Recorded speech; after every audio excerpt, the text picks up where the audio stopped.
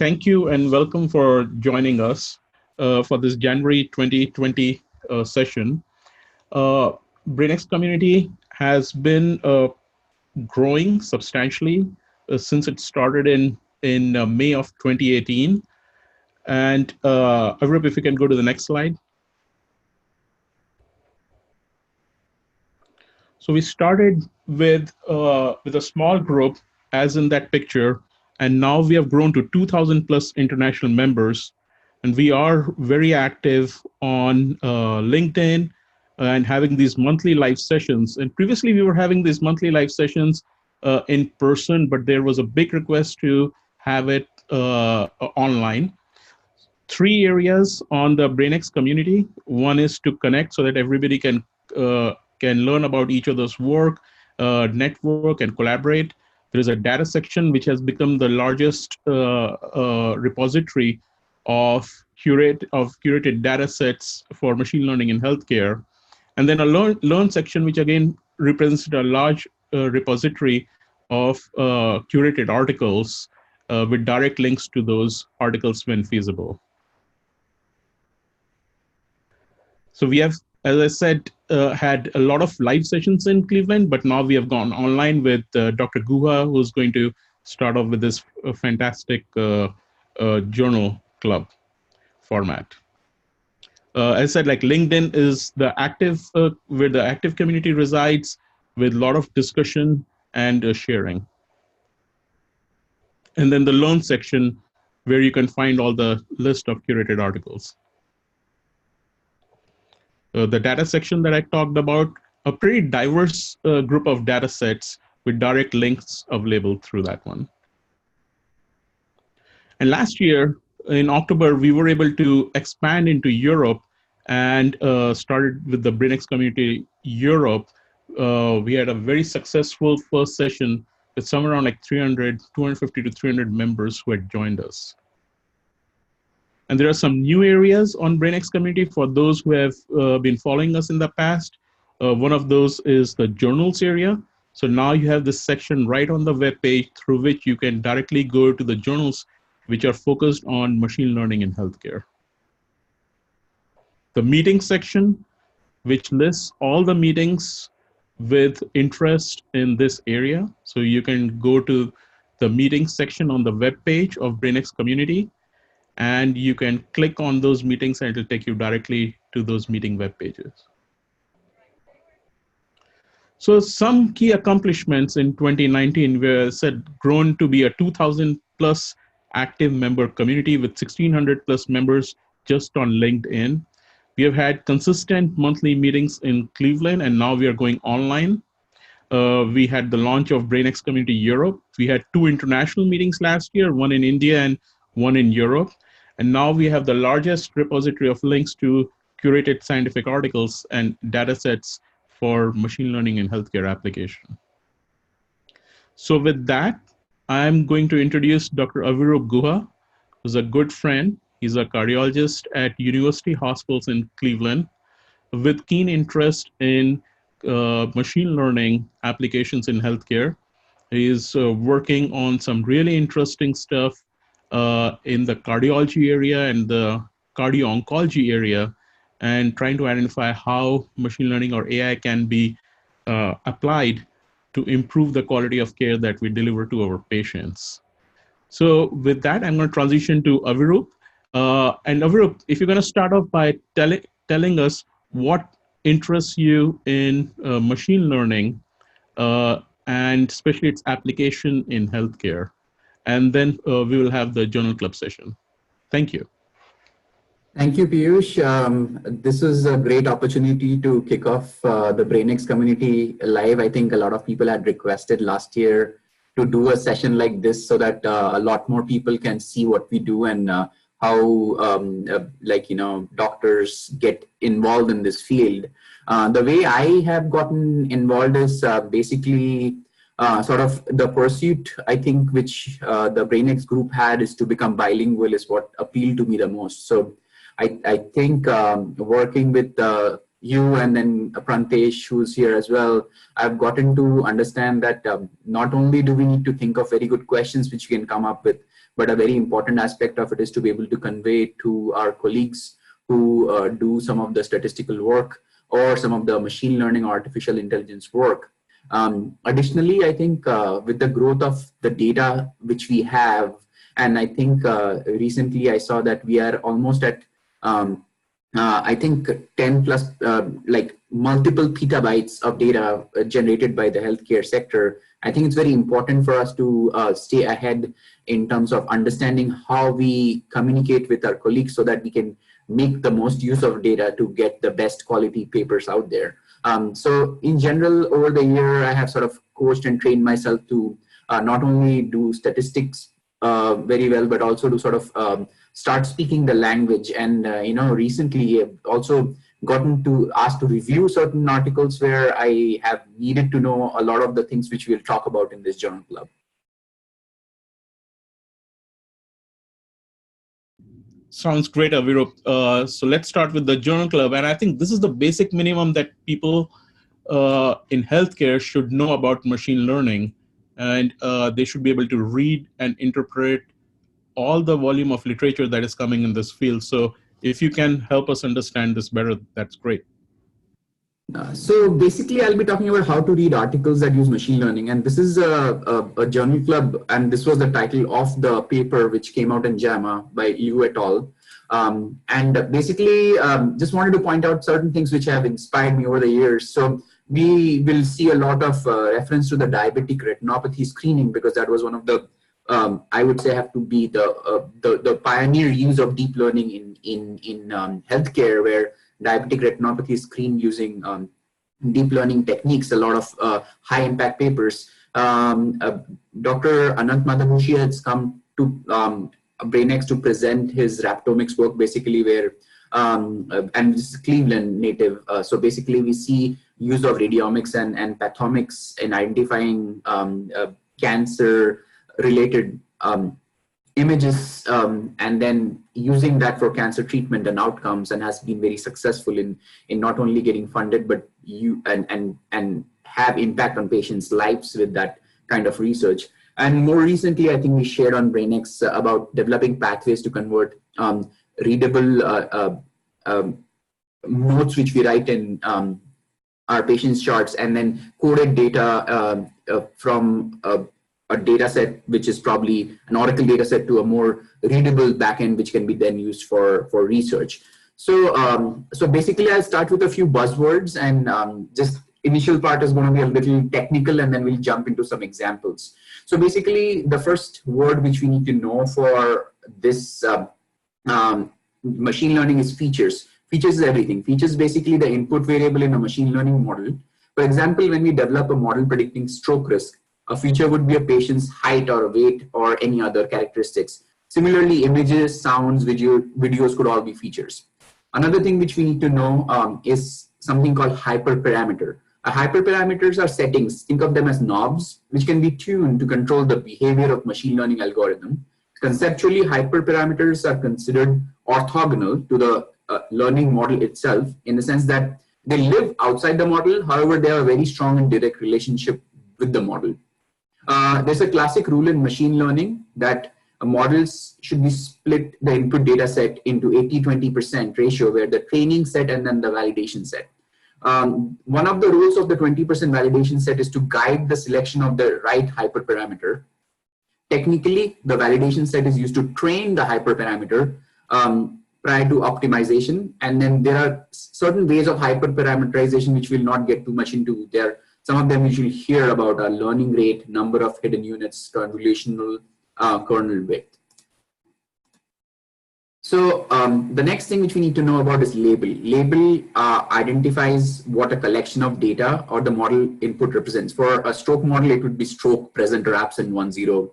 Also known as dependent variable for statisticians, and then research question for us, basically what one is modeling for.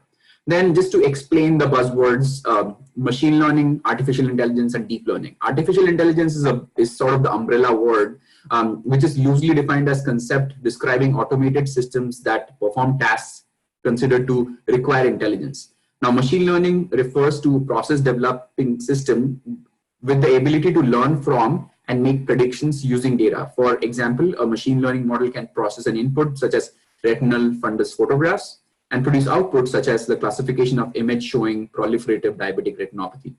Deep learning is a more specific group of machine learning method that uses many layers of arithmetic operations, and we'll get in a little bit more into it in a little bit. The next word which we need to know is what is a model or an algorithm.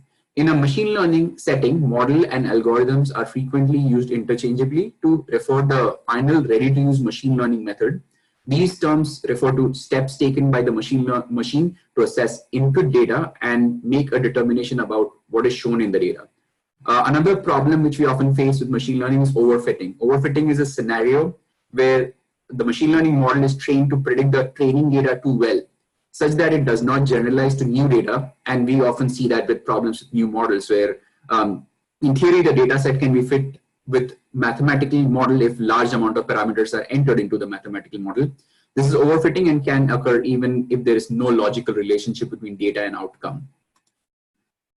The next thing which we need to know about is parameter. Parameters are internal value of machine learning model that are derived based on training data. For example, for parameters in logistic regression include weights that are multiplied with input variable as a part of regression equation.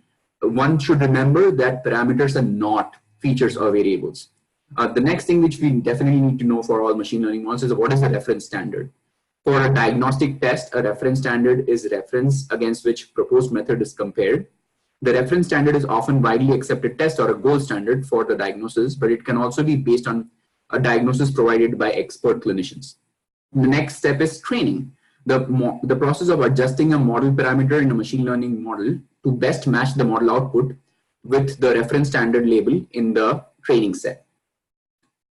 And finally, tuning, the process of adjusting the hyperparameters of a training model to increase the model's fit to the tuning set. When tuning a machine learning model, hyperparameters are repeatedly adjusted, each time training a new machine learning model on the training set and evaluating that machine learning model on tuning set. The optimal hyperparameter configuration is typically the configuration that leads to the best tuning set accuracy. So these are some examples of what we have known to have used in our daily life. For orthopedic surgeons, Ottawa ankle rules. For cardiologists, the CHA2DS2-VASc score, which we use to predict who's going to be at a higher risk for stroke. Then they develop atrial fibrillation and then use this for anticoagulating patients.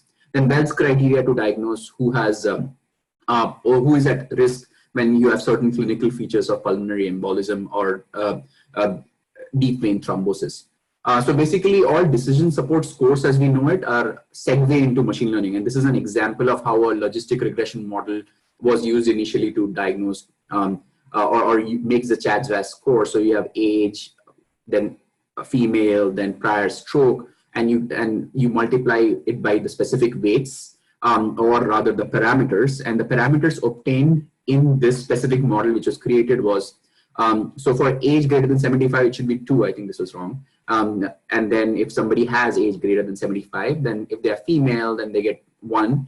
And if they have a prior stroke, they get 2. So if somebody has all 3 present, then their score is 5 and there's associated risk of stroke. And then you present that data to the patient and then it helps in identifying how we can reduce the risk by starting them on anticoagulation. Modern machine learning models use much greater number of mathematical operators than traditional regression techniques as we saw before to better define complex relationships between risk factors and outcomes.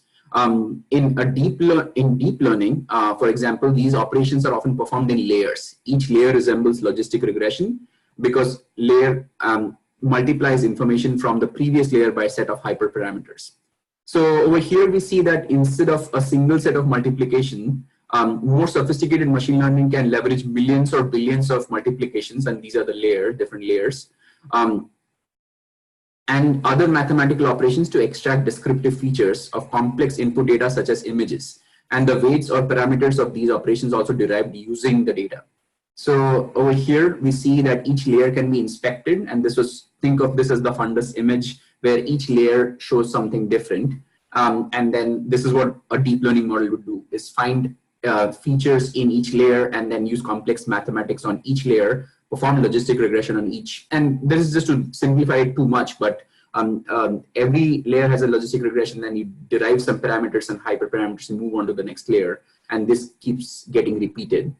And hence it becomes very complex math, which is done by machines. So back to some more buzzwords. So what are the different types of machine learning schemes? So supervised learning. So basically training a model where the input data and its corresponding labels is known. So the machine learning model attempts to determine a relationship between input data and the label associated with the data. Example includes machine learning that can take a retinal image, which is input, which we know, and then identify whether it contains retinopathy, which is the label. And the label is compared to an expert opinion, and hence we know both sides of the picture. Now, there's something called unsupervised learning, where the training a model is to identify patterns within input data without the use of labels. This was done in a paper which I'll discuss at the very end. And the model basically, the most common unsupervised learning model is clustering. And we see that word being thrown around quite a bit, and we use that for certain data which we don't know how to classify, something very novel. I'm not going to get in too much into details of these specific types of techniques of how machine learning is used. Some of these are less of machine learning, but just statistical techniques like regression or lasso regression. So based on the type of model you use is based on number of parameters one would use, and then number of hyperparameters which is eventually selected, and the amount of data that is required. And we'll talk a little bit more about the amount of data that is required. As modern models get more modern and complex, they ingest more parameters, use complex mathematical calculations between the labels, and help in prediction. So basically a logistic regression which would use maybe 10 or 12 predictors, and something where there's an image classifier like fundus recognition, which probably uses millions of information points. So these are the other machine learning techniques, and it gets more complex as we go down. We'll share these slides so you can go into this in details. This is present in the supplement of the online supplement of the paper. So just to know the names, and then we can read more into the details. So support vector machines, decision tree or random forest, nearest neighbor, recurrent neural network, and convolutional neural network. And hopefully I'll get some time at the end to show some papers of examples of these being used. So how much data do we need? So basically simple machine learning methods such as regression techniques and outcomes per variable. So for example, if there is 100 patients and there are 10 strokes, you can use 1 or 2 predictors. And then recent models like deep learning use millions of parameters for much fewer events due to something called regularization techniques. And so we need to know what regularization is. So basically there are at least 5 regularization techniques. You need to sort of at least know these words and what they mean. So data augmentation. So data augmentation is basically computationally modifying the input data during the training process to increase the effective data set size and improve both overfitting and final accuracy. For example, machine learning system trying to identify a nose in facial recognition system, you just rotate the nose around in different ways and have the machine learning model look at it so that it always identifies, no matter what angle it sees it, to be a nose. Then the next thing is early stopping. This is a technique most relevant for neural networks where training is generally done by gradual adjustment of parameters to help avoid overfitting. So basically we'll see in papers sometimes it says number of neural nets used. So it has an end number which is provided so that people don't overfit. This helps in avoiding overfitting, and the training process terminated before the model fits the data set too well, just to get max performance. The next thing to know about is ensemble. So the technique of combining multiple outputs of machine learning model to provide stability of the final prediction and hence overall performance by a few %. This can be done by developing multiple machine learning models and averaging the outputs given the same input data. Fine-tuning or pre-initialization or warm start. This technique is basically using a machine learning model that was previously trained on another data to initialize the parameters of desired machine learning model using new data. This can be developed with accurate neural networks with smaller data sets. The next thing is parameter regularization. Basically helps to prevent parameters from becoming too large. There's term called shrinkage of weight or weight decay, and thus that prevents in overfitting. Ways of doing this is also called lasso or ridge regression, and a combination of them can be used called elastic net. So why do we regularize? So basically, it helps in setting additional hyperparameters, things of like knobs and radio for fine tuning. And because hyperparameters have large effect on the model performance, manual tuning of these hyperparameters is an important part of machine learning studies. And hence working together and knowing these terms is important, because some part of this would be done by machine learning or experts or who will be doing this portion. But it starts with the clinician's gestalt and what you're getting as an output, and help the machine learning partner to decide how to tune. So basically, some more buzzwords which are important to know is developmental data set. So a data set used for developing machine learning model frequently further split into training and tuning sets. So there's another thing which we often see for in machine learning papers would be how many times the data set was cross-validated. So they use the word K-fold cross-validation. It's generally a number. The K is number, sometimes 2, sometimes 4, sometimes 5, and we see a paper which shows 5. So this is a technique that uses multiple splits within the development set to reduce the effect of randomness of the split. For example, if K is equal to 2, the development set is split evenly into A and B. 2 models are developed, one trained using A and tuned on B, and one trained using B and tuned on A. The cross-validation performed is usually average of 2 performance estimates using A and B. The independent validation set should be used to evaluate the performance and the final model trained on the entire development set. The next thing we need to know is what is a training set. Training set is a subset of the development set that used to develop the initial machine learning model, where training is performed by updating the model parameters iteratively until the model optimally fits the data. The next thing we need to know is the tuning set. The tuning set is a subset of the development set that's used to tune the hyperparameter of the model. In the machine learning community, this may be referred to as a validation set. In this guide, we'll be using tuning for consistency, so that in medical research, a model must be validated using data set that is completely independent of training or tuning sets. So that brings us to validation set. It should be external to the data set used. However, we often see, because of lack of access to data, we have the validation set as a part of the initial data set. So basically, validation set is a data set that is independent from the training or tuning set. Validation sets are used to evaluate the model's performance before a machine learning model can be applied clinically. The validation set should be used to train and tune, should not be used to train or tune the machine learning model, including hyperparameters or choice of machine learning method. In the machine learning community, the validation set may be referred to as a test, holdout, or evaluation set. Once again, test, holdout, or evaluation set. So look for these buzzwords. So this is sort of an old, like you can call this machine learning in action or logistic regression in action. Here we see that basically a decision rule typically has small number of parameters, about 5 to 10 parameters, and the weight or point for each risk factor. So you calculate the TIMI score, which was developed a long time back using these input variables and a primary endpoint, and you calculate a risk score. Then you have your validation data set. So here they use the Essence clinical trial and TIMI 11B, and then they use the risk score to see what happens with these primary endpoints. And then you get your performance metrics. So this is a newer machine learning model where this is using the retina example again. So if neither the tuning set nor the cross-validation is described in a publication, describe the result of the machine. The reader should assess whether the validation set was inadvertently used as a tuning hyperparameter.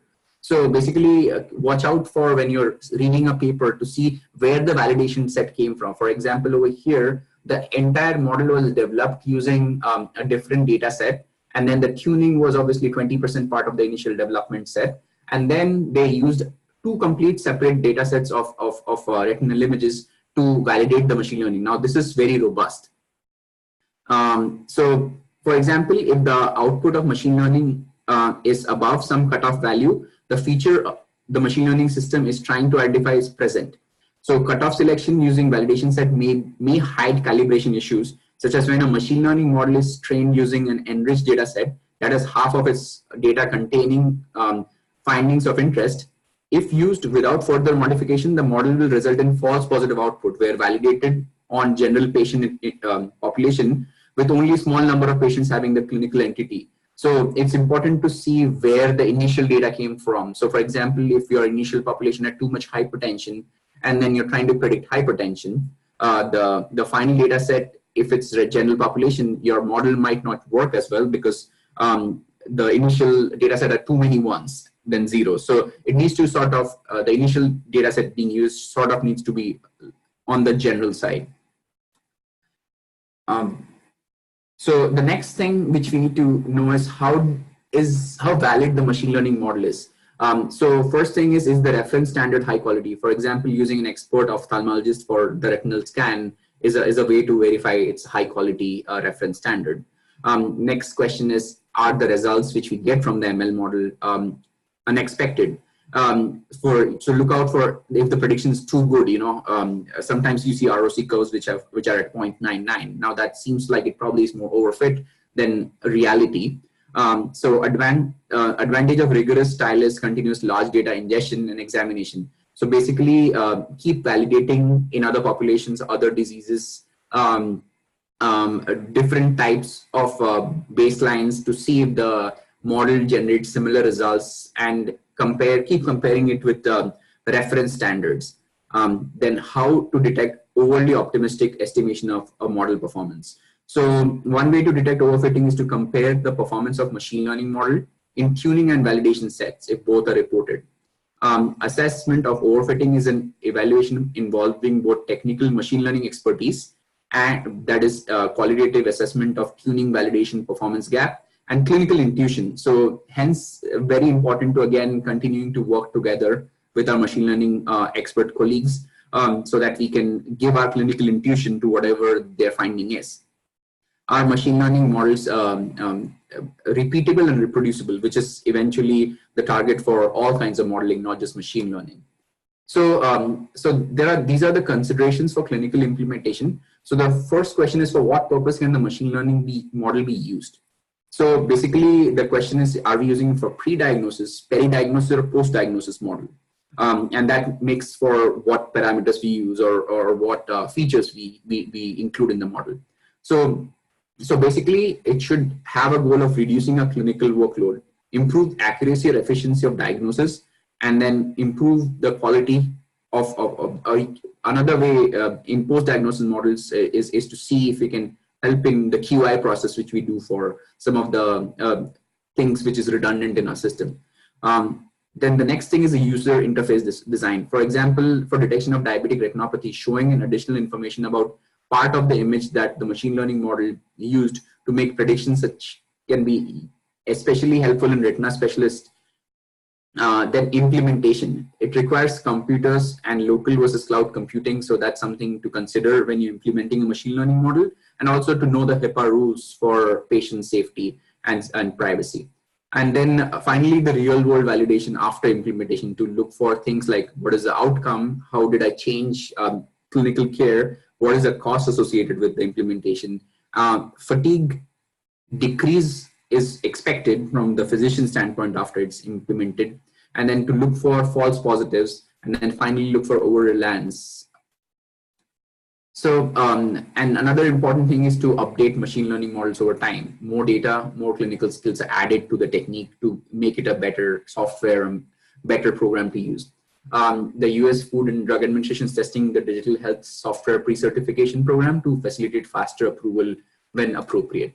So these are the things which are important, and I'm going to leave this. I'm going to not read this out, but basically we're going to try to see two example papers which came out in the last 2 to 3 months in 2019, which were something which I read very fondly, and I thought were very good models of how we need to be reading some of these papers. So basically, there are for what we need to first see is whether the study was independent blind comparison with the reference standard and what the patient sample was. And then the next thing which we need to see where the validation set is coming from, and if it's independent from the initial machine learning development model set. And then the next thing to know is to see if the decision to perform, did the test result being evaluated influence the decision to perform the reference standard. And the next thing to see is whether the methods for performing the test describe in sufficient detail to permit replication. Another thing to see is what are the things reported in studies. So basically, our likelihood ratio, sensitivity, and specificity for the test results presented or data necessary for the calculation provided.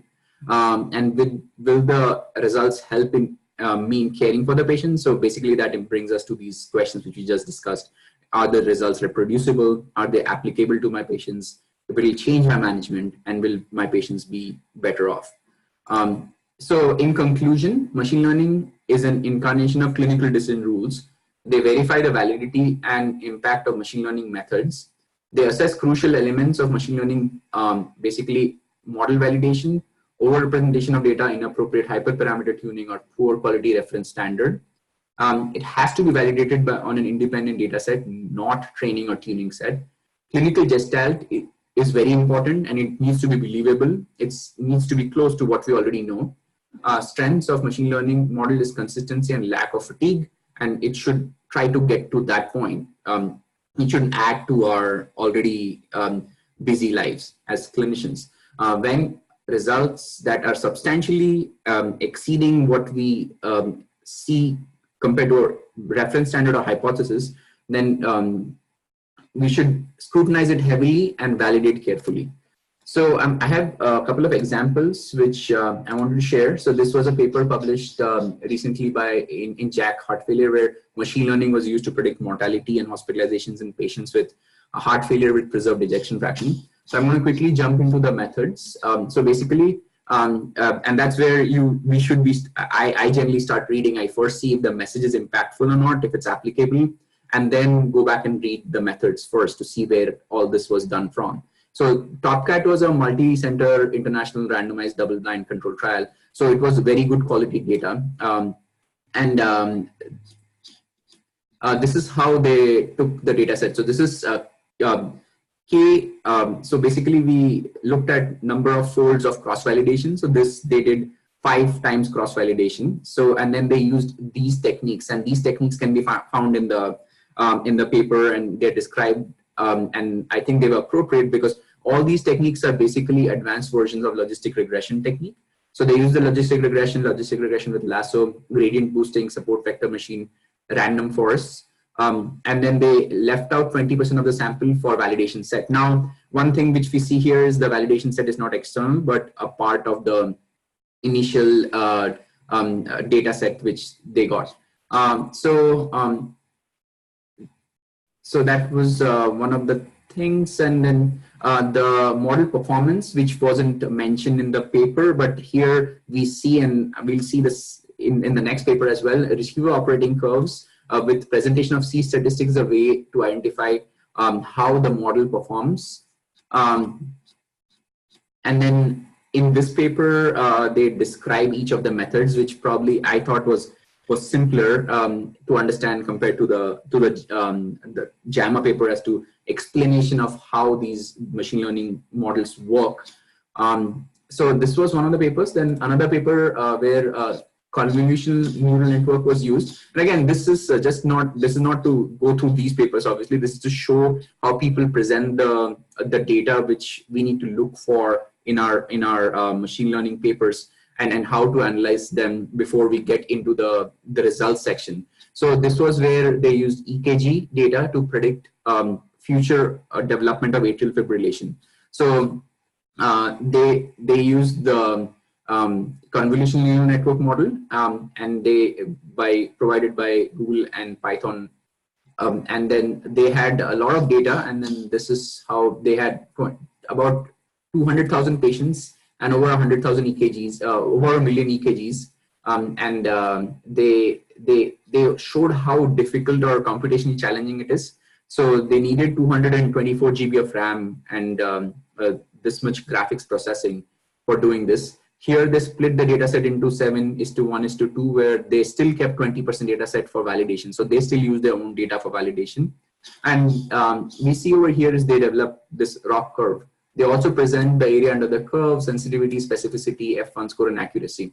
So overall, I think if we develop a standard way of evaluating these papers, we can go from having a great question, working with our statistical or data scientist colleagues, and finally coming to the point where we have the final tables, figures, and certain other things which we learned in this journal club, things which we look for, so that once we put our next foot forward to say that, okay, I believe in this result and I'm going to act on it and present it to the audience or for peer review or whatever the next goal is, we'll be more confident in taking that step.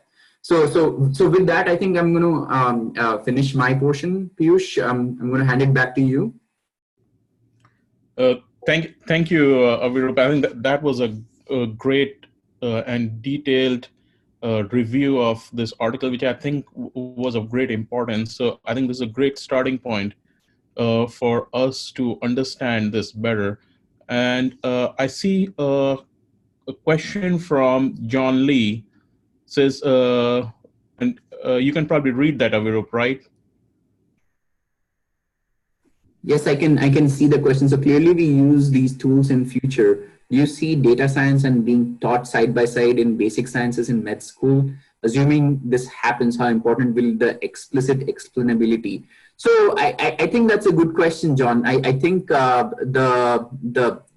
this is something which is a field which is developing, where I remember when I was in med school, we were being taught biostatistics as a part of our med school curriculum.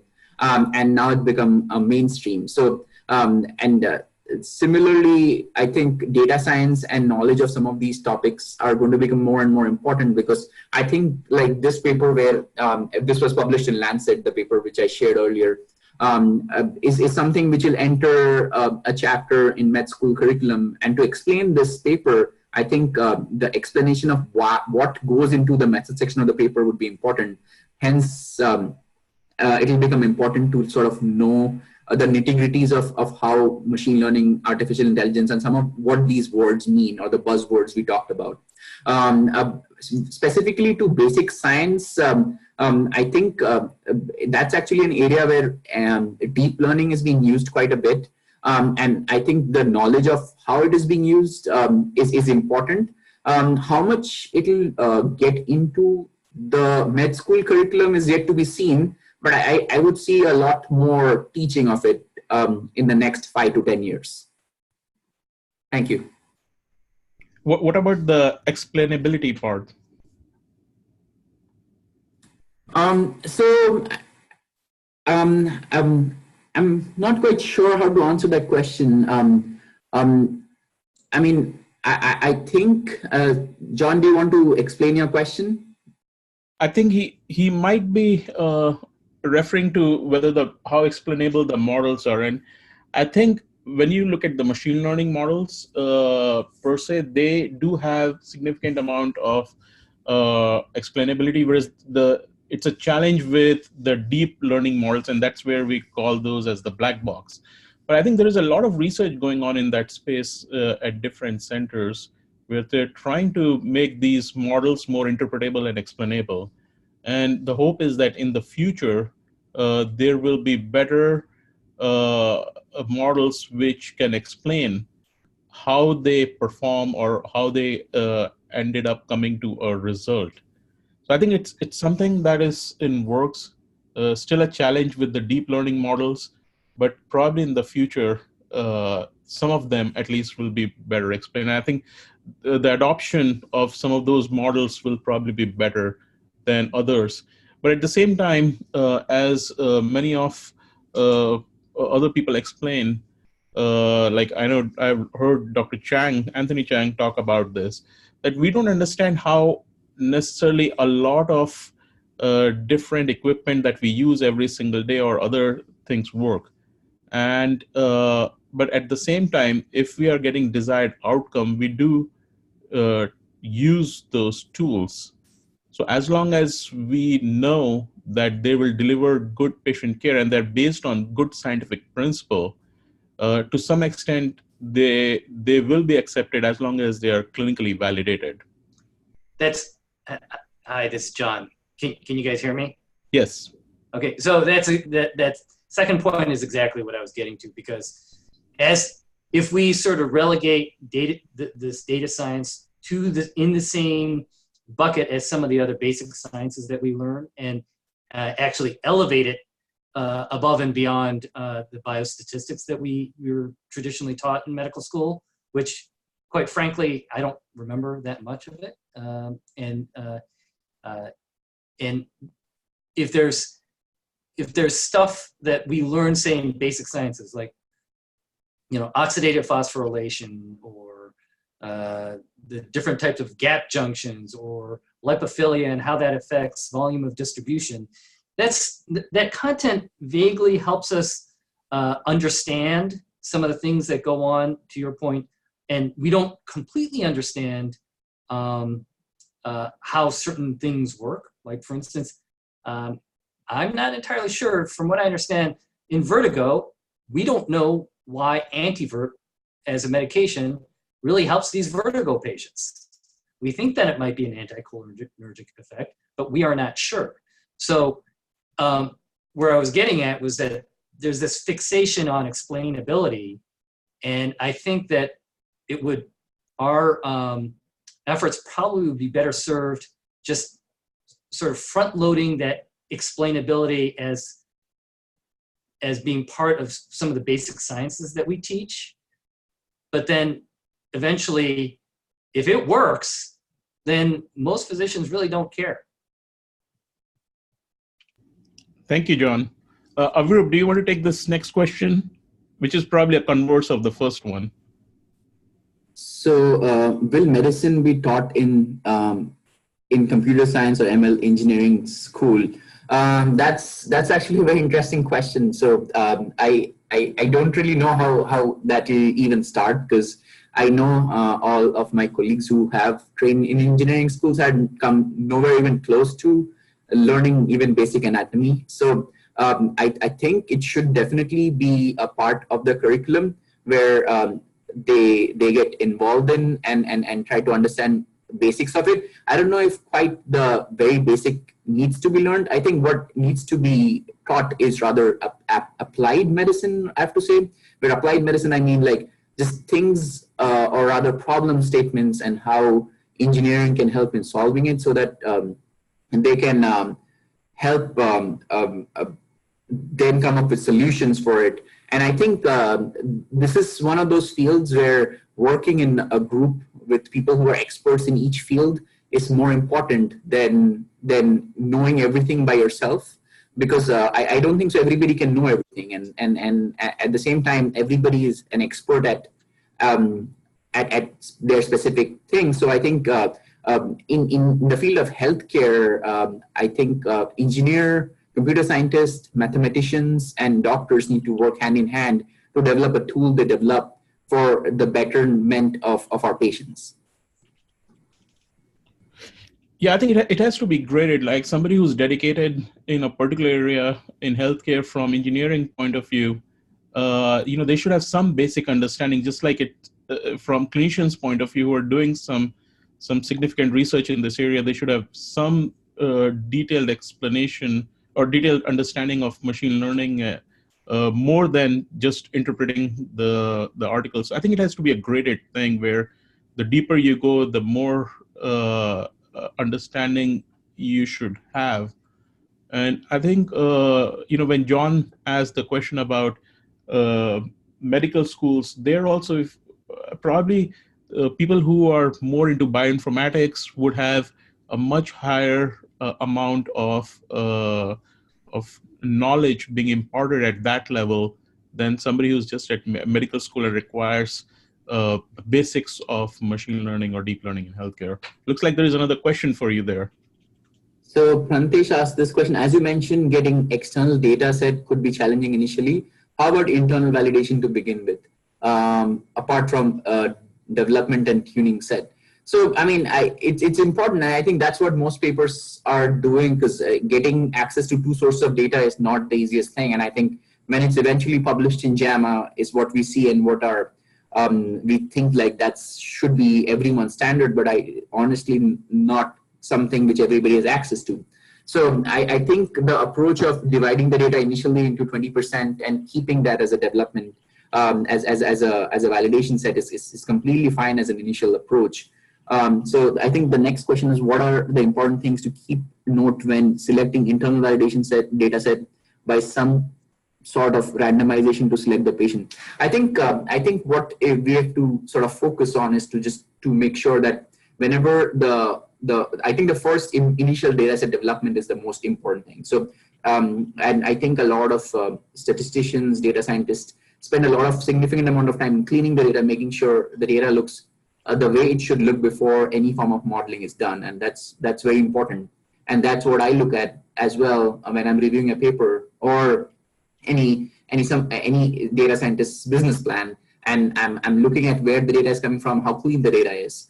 And once the data is clean and it's a table which I can look at and just get a gestalt of what is being entered into the model, then I'll look at like things like how many times the data was split and how many cross-validation sets was done.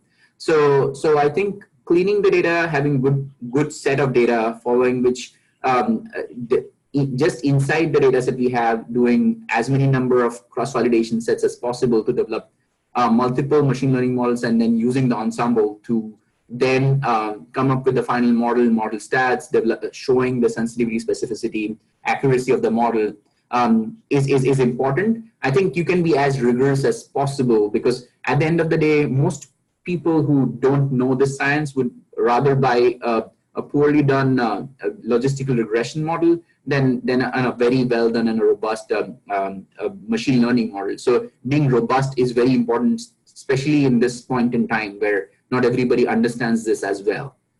So, and then how will you critique it presented in a manuscript? I think I'll critique it using the paper which we just presented.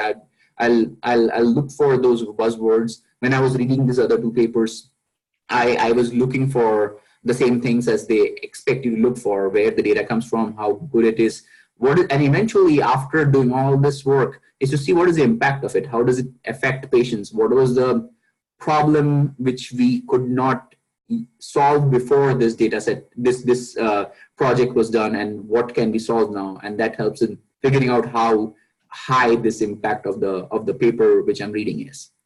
So I think that's all the questions, presentation. I think Piyush asked a question as to a comment: do clinicians need to learn how to code? Yes, well, now it depends on the amount. So I've given an example of three kinds of clinicians. So now one clinician is someone who's in fellowship or in residency and is trying to learn as well as they can to become good doctors. And I think they should focus on becoming doctors. If extra time, yes, you should spend time to basically learn this field of statistics, field of data science, and do your best, but make sure you become a very good doctor first, because that's important in fulfilling the role of a team science, which I think data science is.